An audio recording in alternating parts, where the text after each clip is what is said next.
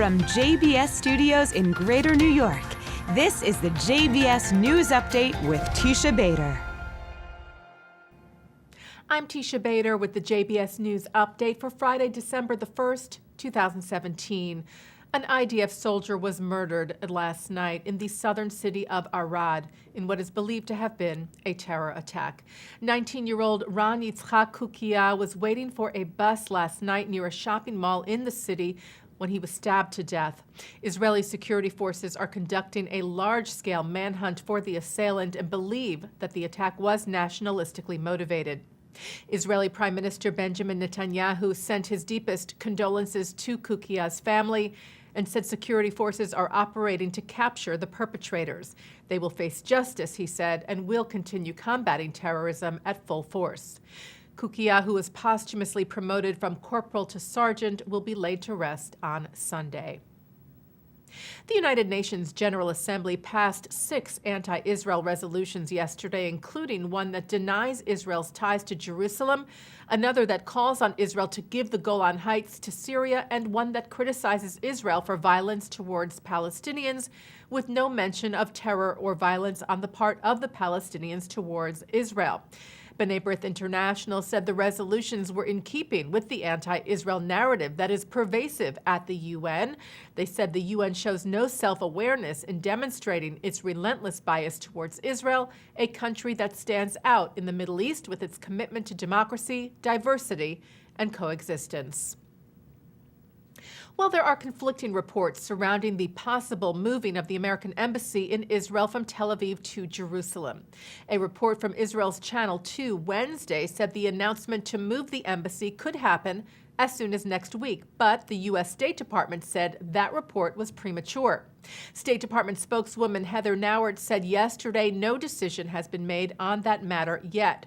Reports later from Reuters said that the president may recognize Jerusalem as Israel's capital, but put off the actual move of the embassy.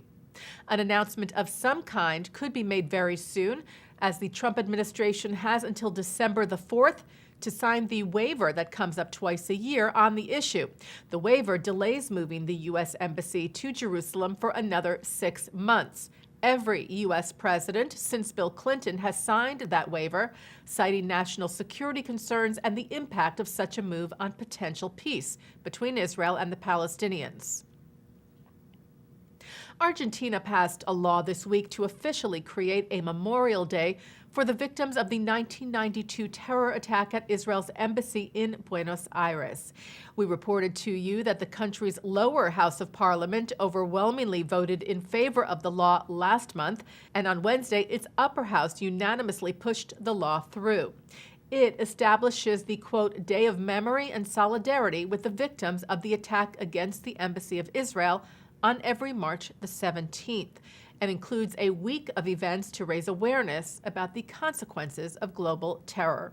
29 people were killed in the embassy bombing 25 years ago, and hundreds were injured. A Torah scroll was dedicated this week aboard the USS Gerald R. Ford.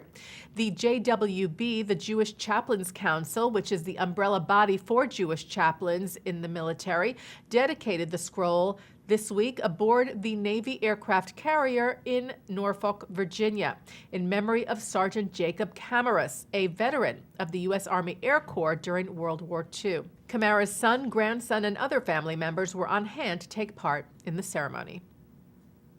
Well, some American stand-up comedians made their way to Israel this week for a good cause.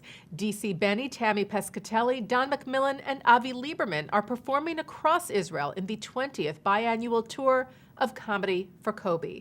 Israeli teenager Kobe Mandel was murdered together with his friend Yosef Ishran in a terror attack on May the 8th of 2001 in the West Bank. Sponsor and creator of the comedy tour, the Kobe Mandel Foundation, has raised hundreds of thousands of dollars for the families of terror victims in Israel. The foundation writes on their website that laughter and healing are necessary for those who have suffered the loss of a loved one.